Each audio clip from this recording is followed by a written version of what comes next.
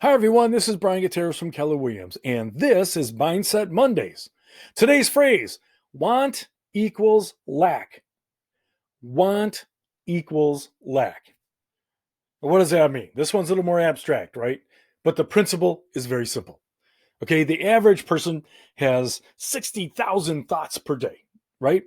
And most of us, being human and creatures of habit, the thoughts we had today very closely mirror the thoughts we had yesterday and the day before that and the day before that, right? This is how our personalities are formed, right? And this is why Mindset Mondays, I feel the series is so important for myself, and that's why I'm sharing it with you. So today's phrase, want equals lack, what does that mean? Well, the word want, I'm thinking like is a wanting mindset, right? When you talk about want, it means that you don't have it. The wanting mindset is dwelling upon what doesn't exist.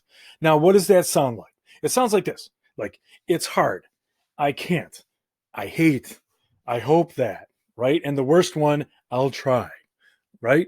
This is the wanting mindset. See, the beginnings of all those sentences that people oftentimes say to themselves dwell upon what isn't happening, what doesn't exist.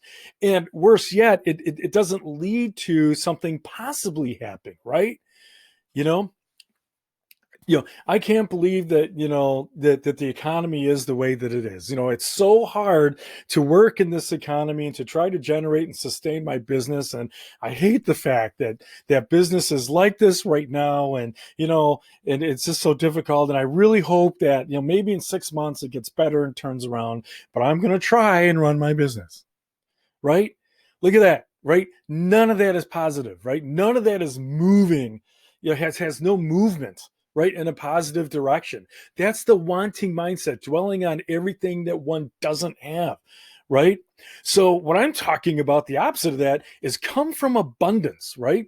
The abundant mindset focuses on attracting, your desires and bringing your desires to you, right? How does that sound? I intend to do this. I desire to, right? I choose to. I prefer. I trust that. And most importantly, I will, right? So I choose to grow my business in a worst economy ever, right? And I desire just to make that happen for not only me but my clients, and I intend to do that with the best client service I possibly can. Anything they want, I'm going to make it happen for them. And I trust the fact that if I'm doing all these right things, that I will not only sustain but grow my business, right? I will do this. I will do this in this time, in this place, right?